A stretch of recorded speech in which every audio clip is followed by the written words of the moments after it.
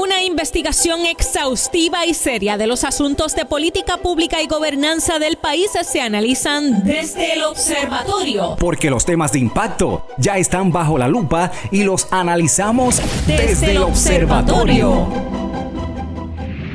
Saludos a todos y bienvenidos a este programa desde el observatorio, programa del Observatorio de Sociedad, Gobernanza y Políticas Públicas de la Pontificia Universidad Católica de Puerto Rico, el cual dedicamos a estudiar temáticas como la gobernanza, la transparencia, las mejores prácticas en la administración pública y a divulgar las investigaciones y acciones de la Pontificia Universidad Católica en esta área.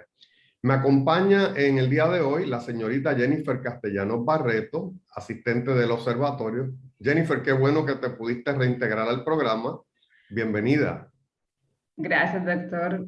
Es un placer nuevamente estar aquí con usted, acompañándolo en este espacio y brindarles, por supuesto, información a todos nuestros oyentes.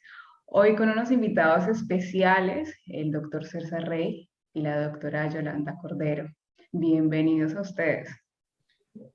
Pues hoy vamos a hablar del tema de la corrupción, tema tan tristemente en boga en Puerto Rico, ¿verdad? No puede uno abrir un periódico, no puede escuchar la radio sin el tema de la corrupción. Tristemente reiterativo también el tema de la corrupción. Así que Jennifer, me gustaría que nos leyera brevemente 3-4 líneas de la reseña biográfica del doctor César Rey para poder comenzar la discusión. Claro, sí. Nuestro invitado, el doctor César A. Rey Hernández, tiene un doctorado en Sociología por la Universidad Nacional Autónoma de México. Su experiencia académica profesional abarca más de 33 años. Ha sido profesor invitado en Brown University de Harvard y en Princeton. El doctor Rey Hernández fue nombrado secretario de Educación de Puerto Rico durante los años 2001 a 2004, catedrático de la Facultad de Ciencias Sociales en el recinto de Río Piedras, donde enseña en la Escuela Graduada de Administración Pública y es profesor adjunto de la Escuela de Derecho, donde imparte un curso sobre derechos humanos de menores en Puerto Rico. También funge como miembro de la Junta de Directores del Colegio San Ignacio desde el 2016. Esa es una corta reseña de nuestro invitado, el doctor César Rey. Doctor, ¿qué tal si le parece y nos comparte unos datos sobre la doctora Yolanda Cordero? Con mucho gusto. Para mí es un honor estar con estos dos colegas y compañeros.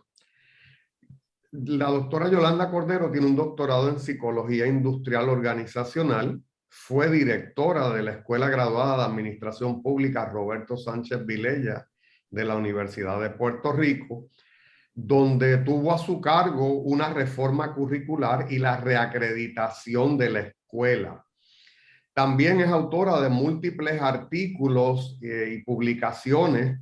Ha estado también muy activa en congresos de la disciplina locales e internacionales. Ha trabajado también como consultora en varios proyectos importantes en el gobierno de Puerto Rico, en distintas instrumentalidades del gobierno de Puerto Rico.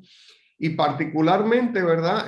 A mí me gusta mucho una de las publicaciones de Yolanda. Es un libro en coautoría con otra profesora de la Universidad de Puerto Rico sobre el discrimen político en Puerto Rico, que a mí me parece una de las grandes aportaciones al país, sobre todo porque se entra en una discusión del cálculo, ¿verdad? De cuánto le cuesta al país ese tipo de corrupción, ¿verdad? Que es el discrimen político. Así que ya habiendo presentado los ponentes, pues Jennifer, me gustaría que pudiéramos tener algunas preguntas para comenzar esta discusión. Bien, para comenzar me gustaría invitar al doctor César Rey que nos contara un poco y de pronto a nuestros oyentes contextualizar un poco sobre qué es la corrupción, de pronto algunas modalidades de la corrupción y cuáles son las más evidentes y sobre todo porque entiendo que a veces la corrupción se asocia más a la parte gubernamental o pública, porque quizás es lo más visible, pero si esto tiene a la vez una repercusión o va ligado de la mano de la parte del sector privado. Doctor César, el micrófono es suyo. Muchas gracias y reitero el orgullo que siento de participar de este programa, que sé que es un esfuerzo bien importante para la reflexión de este país. Yo creo que las modalidades podríamos estar toda la mañana o toda la tarde, según sea el horario que usted esté viendo este programa, discutiendo cuán creativos pueden ser los inversionistas políticos en nuestro país. Lo importante es que hay un caldo de cultivo social que propicia esta situación de corrupción, que a través de los años hemos visto modalidades distintas, desde una ATH de un partido en un departamento de educación hasta que un secretario o secretaria disponga de propiedad pública para la venta a un inversionista político y a su vez tenga una regalía a cambio, ¿verdad? Estoy hablando de dos modalidades en un mismo departamento en 20 años de distancia. Pero podríamos estar citando ejemplos de cómo la confianza del servidor público se ha ido diezmando, cómo el país entiende que las instituciones públicas no están sirviendo efectivamente a su Puerto Rico. Y esto es un mal que desgraciadamente enderezarlo va a requerir mucha educación, ¿verdad? Esto no es un dictum. Yo creo que este país está sobrelegislado en términos de corrupción. Hay leyes en demasía referente a la corrupción. El problema es cómo se implanta, el problema es que no hay supervisión adecuada, el problema es que las campañas políticas en este país requieren de inversión de capital y esa inversión de capital muchas veces ocurre a cambio de un beneficio una vez se obtiene el poder. Y eso ha sido así por varios años, por varios lustros, ¿verdad? Este país no siempre sufrió esos embates de la corrupción. Creo que hay que señalar que Puerto Rico fue un ejemplo de exportación, ¿verdad? De lo que es la administración pública, que Puerto Rico sirvió de modelo y de capacitación precisamente anclado en la Escuela Graduada de Administración Pública, de la formación de profesionales de toda América y que se utilizó este proyecto de desarrollo gubernamental como ejemplo para exportarse a otros países del mundo, no solamente de las Américas.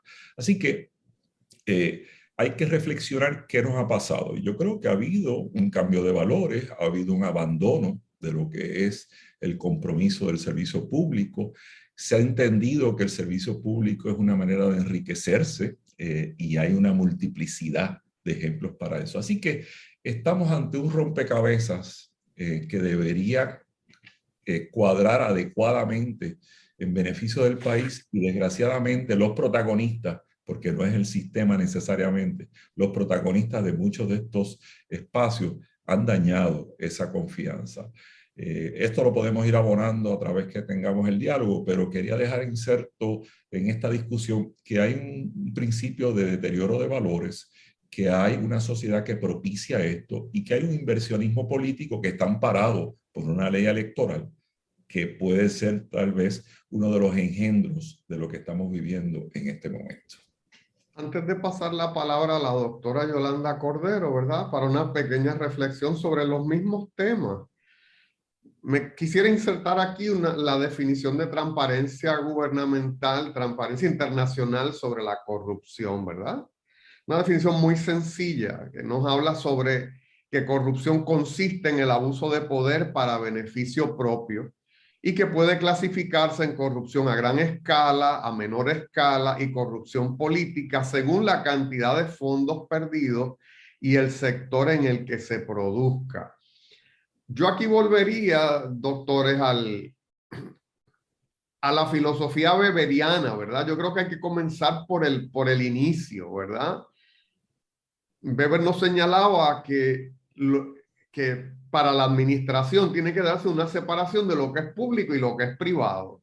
Cuando hace esta reflexión sobre la burocracia, ¿verdad? Estos son mis fondos y estos son los fondos de la organización. Y tristemente en Puerto Rico, ¿verdad? Por décadas, pues se ha dado ese cruce, ¿verdad? Entre esa erosión, ¿verdad? Entre esa línea divisoria que a mí me parece pues tremendamente difícil. Luego habría que volver a retomar esos valores. Yo creo que, quizás en las reflexiones finales lo traigamos, pero hay que volver a la educación de esos funcionarios. de modo que pues todo el mundo conozca esto. Yolanda, ¿alguna reflexión sobre esto? Sí, es interesante porque me parece que la corrupción gubernamental no se visualiza necesariamente como lo que realmente es. Es un golpe al bolsillo de cada puertorriqueño y puertorriqueña, porque cada centavo que recibe un funcionario corrupto sale del bolsillo del pueblo, y el bolsillo del pueblo lo llenamos con nuestras contribuciones. O sea, fíjense cómo funciona esto. El inversionismo político que menciona el compañero César Rey, de lo que se trata es de un cruce del sector privado al sector público, pero con la intención de hacer unas aportaciones sobre el costo que tiene un servicio. O sea, que si el servicio cuesta $1,000, ese contratista va a facturar o va a presentar en su propuesta probablemente 3 veces eso, de modo que pueda sacar su ganancia, la del funcionario público y los costos de operación genuinos del servicio. O sea que cuando nosotros hablamos de corrupción, eso nos toca a todos. No hay forma de nosotros pensarlo como algo, un problema lejano. Es una tragedia nacional. Y lo es en una magnitud mayor si pensamos que nuestro país fiscalmente está quebrado, el gobierno no tiene dinero. Y entonces leemos estos titulares de las mensualidades que pagan los contratistas a los funcionarios de $5,000, de $17,000, que salen de nuevo de nuestro bolsillo, de lo que pagamos las contribuciones, porque eso es lo que encarece los servicios que se ofrecen en el gobierno y que se contratan. El otro problema de la corrupción, pues, es el golpe a la confianza de un pueblo que a veces parecería que se resigna. Yo recuerdo aquella terrible frase de que aquel roba, pero por lo menos comparte el botín con nosotros. O sea, eso no es aceptable, no podemos caer en eso. Nosotros tenemos que indignarnos y tomando la apreciación de Hernán de que se trata de educar, tenemos que crear conciencia en ese pueblo de lo que significa realmente la corrupción, aunque pueda beneficiar a 3 o 4 personas. Por cada persona que se beneficia se perjudica un pueblo. Así que me parece a mí que tenemos que actuar, tenemos que mirar cuáles son las opciones que tenemos. Es cierto lo que dice mi compañero César Rey, que hay una cantidad de reglamentación y de leyes excesiva, y un poco yo creo que por ahí es que se cuela mucho de lo que sucede, porque cuando legislamos más de lo necesario, hacemos imposible su cumplimiento, porque no tenemos los recursos y la capacidad para hacer cumplir todo eso que hemos legislado. Así que a mí me parece que es indispensable que atendamos el tema, comenzando por una reforma de lo que es la ética gubernamental. Yo creo que hay que mirarla de otra forma y buscando simplificarla. A mí me parece que necesitamos establecer un Estado de Derecho donde todo el que reciba un centavo del gobierno esté cubierto por la misma legislación. Llámese empleado, funcionario, contratista. Si cogen un centavo del gobierno, tienen que estar sujetos a las mismas restricciones. Eso yo creo que va a desalentar a unos cuantos, porque al empleado público le aplican muchas limitaciones, muchas disposiciones de ley que tiene que cumplir, que no le aplican al contratista. Así que a mí me parece que el tema de la corrupción hay que volverlo a mirar, hay que mirarlo todo lo que hemos armado, esa cantidad de agencias que hemos creado gubernamentales para combatir la corrupción, para que al final venga el FBI a hacer todo el trabajo. Yo creo que eso dice mucho de nuestras instituciones y de su capacidad para combatir la corrupción.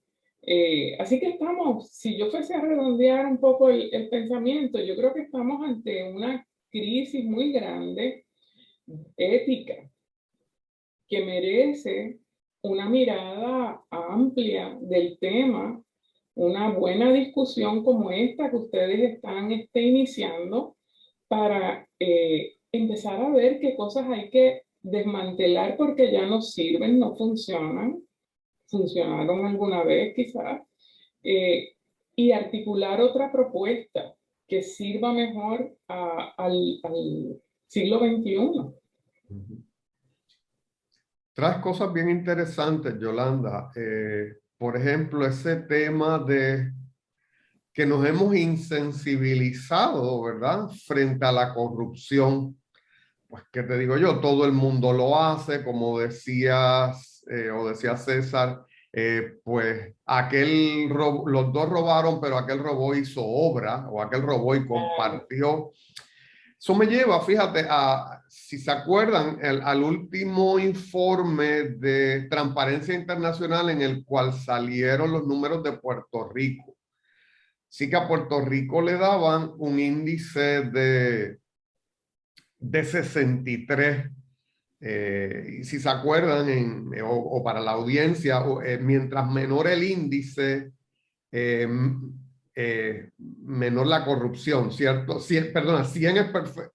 No, por ejemplo, Singapur tiene 3 puntos, así que más cerca del 0, pues es más perfecto. Puerto Rico tiene un índice de 63. Con todo, es un índice como moderado, lo cual me habla un poquito de esa insensibilidad de las personas, ¿verdad? De que nos hemos acostumbrado a vivir con la corrupción. Fíjate que estamos cerca de Polonia, de España, de Israel, ¿verdad? Obviamente nos queda un trecho muy largo para estar al lado de Suiza y al lado de Singapur, que tienen 3 puntos cada uno, ¿verdad? De percepción. Así que no es el hecho real, ¿verdad?, de la corrupción, pero aún en percepción, pues yo noto esa cierta insensibilidad. En el punto, entonces, claro, eso me lleva a volver a hablar de la educación a la comunidad y de la educación a los funcionarios, del adiestramiento a los funcionarios. También, por otro lado, traje el punto de los inversionistas, ¿verdad? De cómo el sector privado corrompe, ¿verdad? Eso siempre ha ocurrido, al sector público. Pues ahí interesantemente, hace unos años atrás, nosotros hicimos un estudio que presentamos en el CLAD primeramente, Yolanda, y después lo publicamos en una revista en Colombia sobre la ética, ¿verdad?, en los funcionarios públicos y privados, y los comparábamos. Teníamos gerentes públicos y gerentes privados. Lo significativo para mí del estudio es que no encontramos diferencias estadísticamente significativas en muchos de los 6 dilemas éticos que nosotros le presentábamos a los funcionarios y a los gerentes del sector privado. Porque en esencia, el funcionario público debe estar más resistente a la corrupción, porque los valores son los valores de la transparencia, los valores de la participación, los valores de lo público, ¿verdad? Y cuando igualamos, cuando yo encuentro en esos resultados una igualdad en percepciones, ¿verdad?, o en resistencia a la corrupción, pues le presentábamos unos dilemas en papel, el dilema de robo, el dilema de la coerción, el dilema del soborno, varios dilemas, y ellos, como te digo, reaccionaron de forma más o menos similar. Y eso me lleva a pensar entonces que tenemos mucho trabajo las escuelas de administración pública y tenemos mucho trabajo las instituciones que busquemos mejorar lo público en el país. ¿Alguna reflexión que tengan sobre estos puntos que traigo?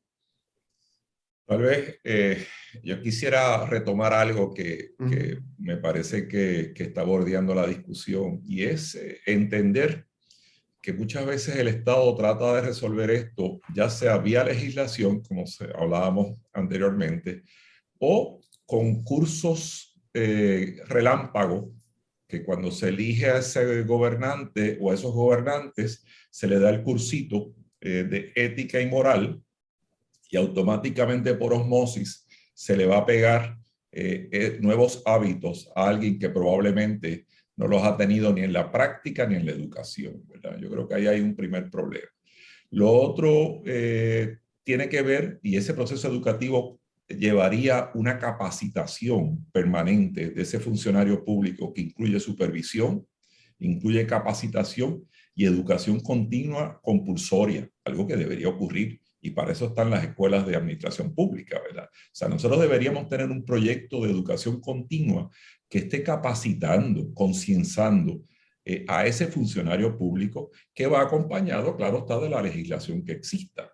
Yo recuerdo claramente la ley de municipios autónomos cuando existió, que algunos de nosotros participamos originalmente en ese proceso, y en lo que se convirtió. O sea, los actos más recientes van acompañados también de una larga tradición que se fue acomodando poco a poco, de que nosotros somos una pequeña república dentro de la nación puertorriqueña, y se obviaban procesos, se tomaban decisiones de compadrazgo, se obviaban bajo situaciones particulares muy sui generis, decisiones que eran políticamente convenientes, pero administrativamente, como decía Yolanda Cordero, no eran las más eficientes. Así que en la medida que no hay educación, no hay supervisión y no hay implantación real de una capacitación permanente, tenemos un problema.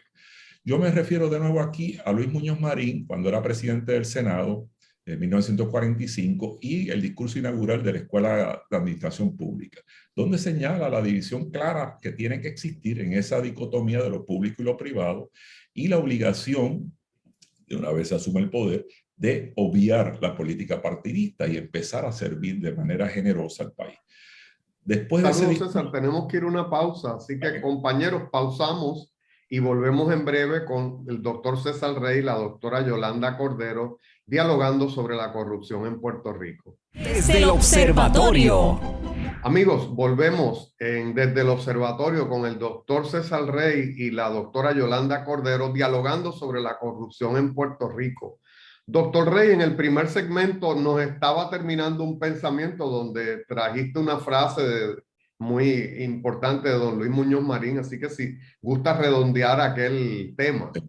Seguro que sí. Hablaba un poco sobre los factores que van determinando esto. Había iniciado diciendo la importancia de la educación, ¿verdad? La capacitación, la supervisión, y ciertamente la legislación ayuda. Igualmente había señalado que los municipios, a partir de una ley, desataron una serie de prácticas que podrían ser perversas a esta altura de la carrera, y que afortunadamente eso se ha enmendado, pero los viejos vicios en los pequeños principados, ¿verdad? De los 78 principados de este país, pueden ser un atentado, desgraciadamente, si no se lleva correctamente, contra la práctica de la transparencia. Y lo hemos visto en los recientes hechos de las alcaldías de Guaynabo, Cataño, etcétera, ¿verdad? Yo creo que eso es bien vergonzoso, como señalaba la compañera Yolanda Cordero.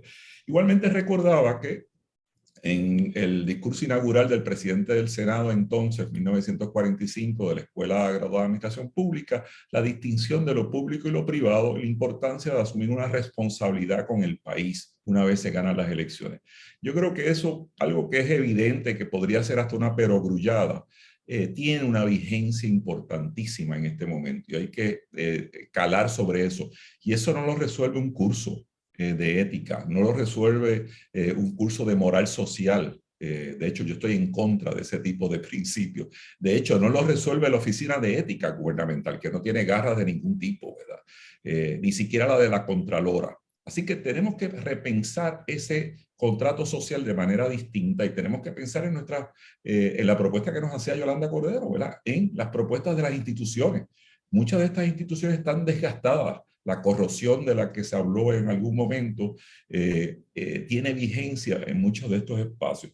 Lo curioso es que Luis Muñoz Marín lo dice en el 45 y en el 2005 el profesor Demetrio Fernández, en un artículo de la revista Jurídica, hace un señalamiento contundente con las malas prácticas del inversionismo político, señalando exactamente los mismos principios. Usted puede poner los dos artículos frente a frente y va a darse cuenta del paralelismo que hay. Así que tal vez la mirada tiene que ser primero entender la sociedad que estamos viviendo, una sociedad que está inserta en una cantidad de conflictos, de una pobreza extrema, en algunos casos de una desatención de esa desigualdad social, ¿verdad? Que es un hecho, y que muchas veces impulsa a que funcionarios no de la intendencia, ¿verdad?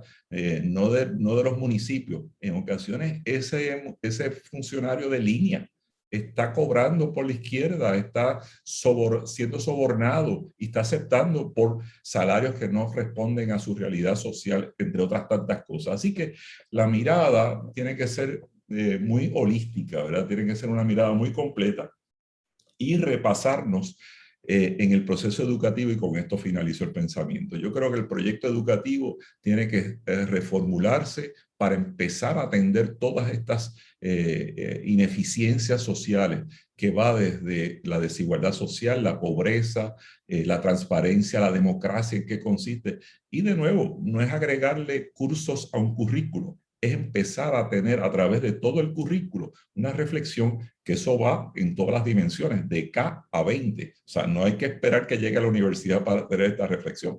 Debe empezar desde el jardín infantil. Y eso es un proyecto retante, me parece a mí, que debería cambiar una mentalidad social. Todavía hoy el gobierno se percibe como un espacio de ganancia y de lucro, y eso sí es bien peligroso y atenta obviamente contra la credibilidad de las instituciones sociales. Fíjate, César, a mí me está interesante. Me acuerdo que cuando estaba en la escuela de administración pública hace un par de décadas, el licenciado Baerga Duprey nos envió a leer el artículo de Robert Merton, Estructura Social y Anomía. Yo creo que todos los estudiosos de la administración pública debiéramos, y quizás toda la sociedad, tener una versión light de ese artículo, de cómo, ¿verdad?, en la sociedad consumerista recibimos unos estímulos de tener cosas, y cómo a veces cuando no tenemos los medios legales para obtenerlas, pues nos ponemos creativos, la gente se pone creativa, y de ahí quizás diseñan esquemas de corrupción o caen presa de alguien que los intenta corromper. Me parece interesante, fíjate, sin embargo, que si bien es cierto que hace lógica esta seducción, ¿verdad?, de las grandes cosas, de tener grandes cosas, pues es interesante que en Puerto Rico parece ser que la corrupción está de niveles intermedios a superiores. Por lo menos los casos que hemos visto muy pocos casos de corrupción de empleados de línea. Deben existir, y me acuerdo en obras públicas una serie de esquemas que salieron. Pero los casos más sonados son de alcaldes, de representantes, de jefes de agencia, ¿verdad? Pero vamos, parece que ese afán desmedido por tener y ante la ausencia de un esquema fuerte de valores que nos sirva para contrapesar eso, pues hace que muchas personas caigan en la corrupción. Déjame interrumpir un minuto y hacer seguro. una aseveración que me parece que es a tono con lo que tú estás diciendo. Uh-huh. Los más notorios son los más cuantiosos, pero eso no quiere decir que no esté ocurriendo. Claro. Mi experiencia de nuevo en el servicio público, en un momento dado en el Departamento de Educación, es encontrar desgraciadamente fraude a los niveles más bajos, ¿verdad? Wow. Digo, no era la mayoría, claro, Sí. pero existe. O sea, que para darte un turno tú tenías que llevarle tanta cantidad. Oye, estoy hablando de cosas que impensables. Por otro lado, en la empresa privada ocurre esto permanentemente también. O sea, yo he ido a sitios donde la persona cobra y te cobra el IBU, pero no reporta el IBU, ¿verdad? Entonces, esos son elementos de corrupción igual. Lo que pasa es que los notorios son los del servicio público. Eso no quiere decir que uno está bien o el otro está mal, es que uno es más notorio y uno es más ofensivo, sin duda alguna, porque tú en tu empresa podrás trabajar lo que tú estimes, aunque la moral social dicte otra cosa, y yo apostaría a la moral social, claro está, pero como decía muy bien la compañera Yolanda Cordero, en el servicio público tú tienes una obligación moral, tú no puedes darte el lujo de obviar ese tipo de principios. Yo creo que ahí deberíamos abundar más, ¿verdad? Como sociedad y pensar un poco mejor estas cosas. Yolanda, ¿alguna intervención sobre esta discusión? Y yo creo que una de las cosas que es importante para resolver un problema, yo siempre pienso que hay que entenderlo primero, que hay que entenderlo de la forma compleja de la que se trata, porque pues limitarnos a decir, pues el contratista llega acá y le pide, el funcionario le pide más dinero y acuerdan algo, eso es sencillo, esa es una visión muy sencilla del proceso. Yo en un artículo que escribí hace tiempo para un periódico, decía que la corrupción empieza el día en la fiesta de toma de posesión del gobernante. Ese día, en esas fiestas que hay en 4 sitios, dependiendo de cuánto donaron, pues la fiesta es más opulenta o menos opulenta. Ese día, en la fiesta más opulenta, están todos los que apoyaron al gobernante y esperan contrato. Y están negociando y están haciendo 2 cosas. Recordándole al gobernante los apoyos que le dio y peor aún, impulsando a sus candidatos para los puestos que a ellos les conviene. Entonces, ahí es que empieza la corrupción. Ahí es que empieza a cuajarse, a negociarse. Porque ya una vez yo nombro al funcionario que me pide fulano de tal, pues ya fulano de tal no me va a pedir a mí nada. Yo soy la gobernante. Yo oí a mi donante, me dijo que por favor nombrara a fulanito allí. Lo nombré y ya con él cumplí. Oh, pero ahora es que ese donante y la persona que recomendó para dirigir una agencia, la relación está allá. Ya el gobernante no tiene que hacer mucho porque ya por allá empezó el proceso de corrupción.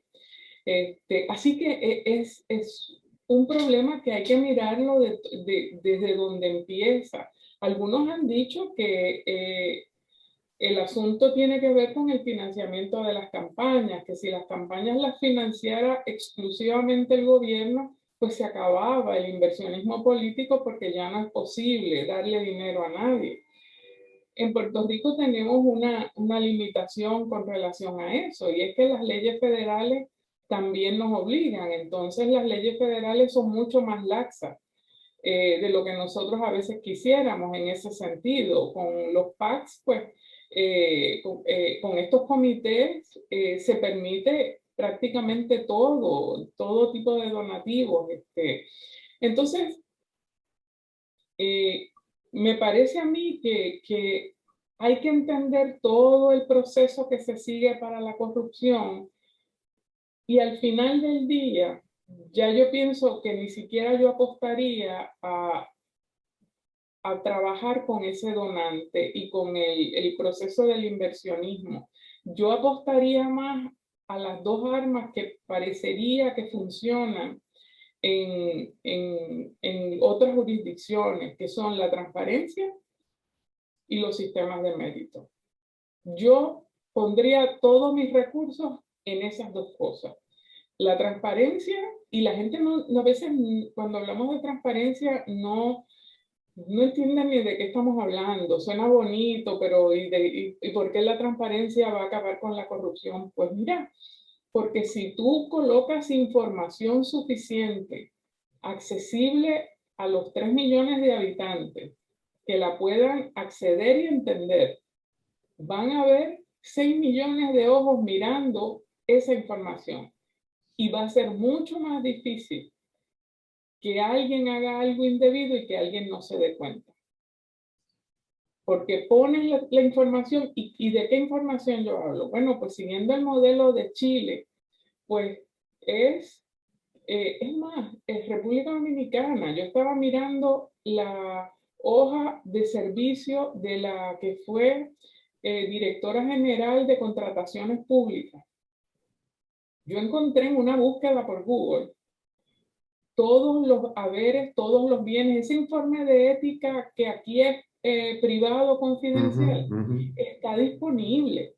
Y allí dice quiénes son los yernos, qué dinero tienen los yernos, cuántas casas tenían cuando empezó, cuántos carros, de qué marca, cuántas, o sea, toda la información está allí para que la vean. Así que es muy fácil para un periodista investigativo curioso comparar sus haberes a la entrada y a la salida para ver qué pasó en el camino.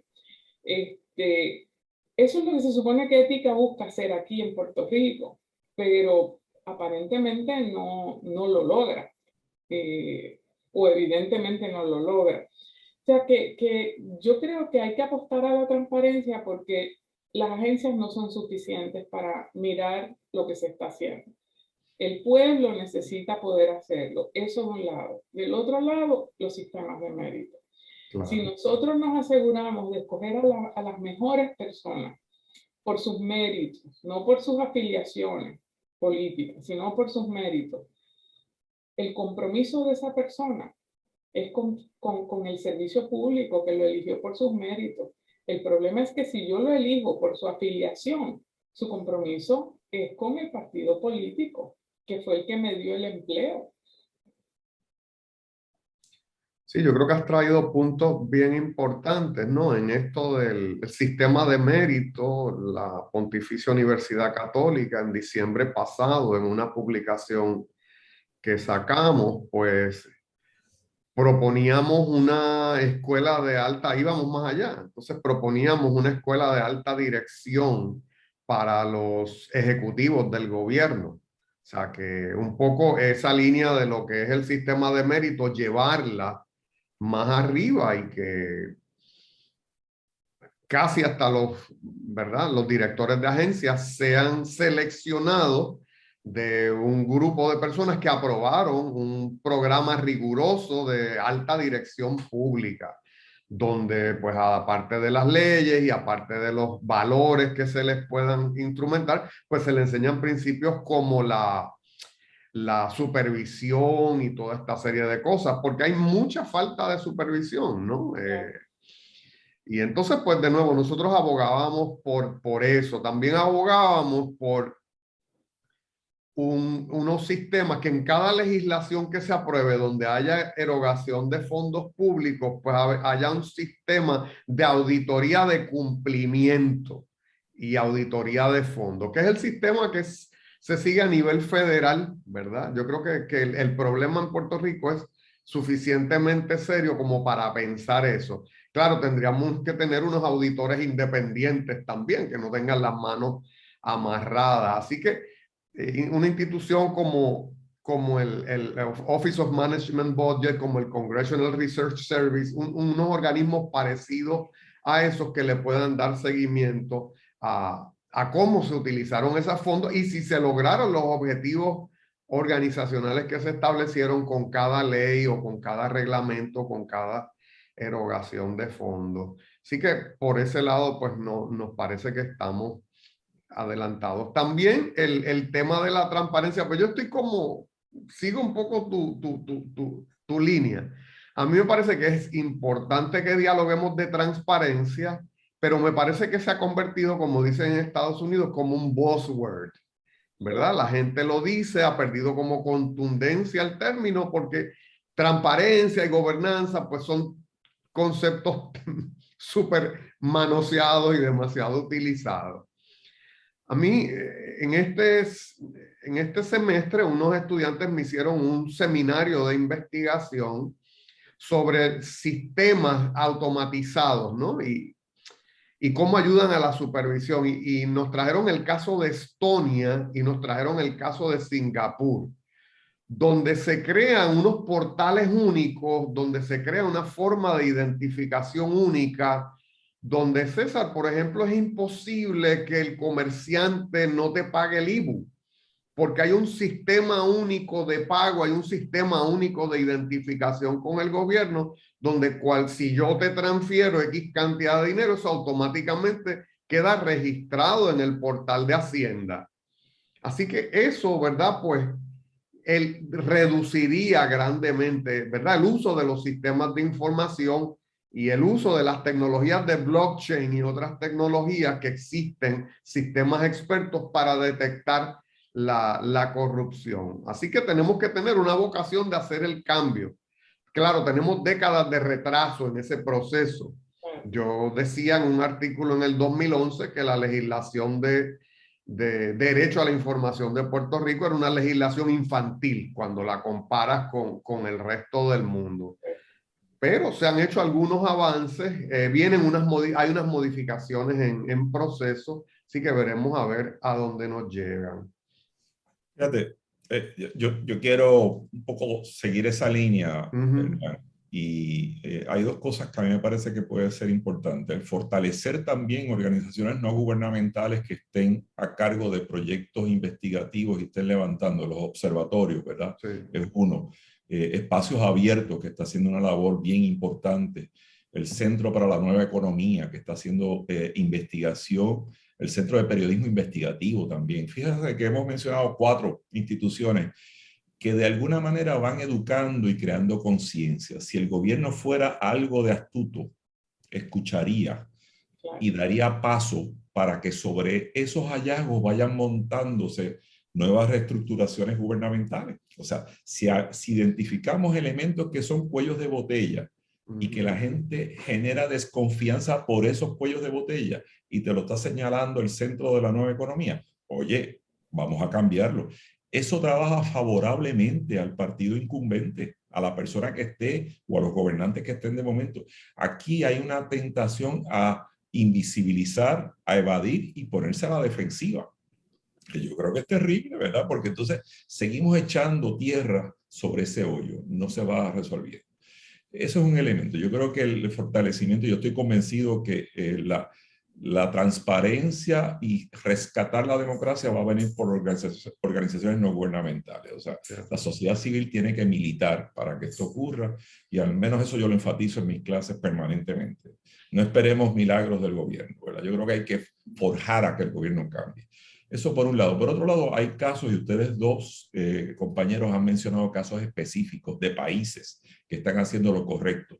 Yo doy el ejemplo de Irlanda, que tuvo un proyecto hace unos años atrás que se llama Towards Partnership, que era un proyecto de junte, donde se revisó toda la legislación, donde se sentó el empresario con el líder obrero, donde se sentó el religioso con el ateo artista, y se provocó un diálogo para un contrato social distinto.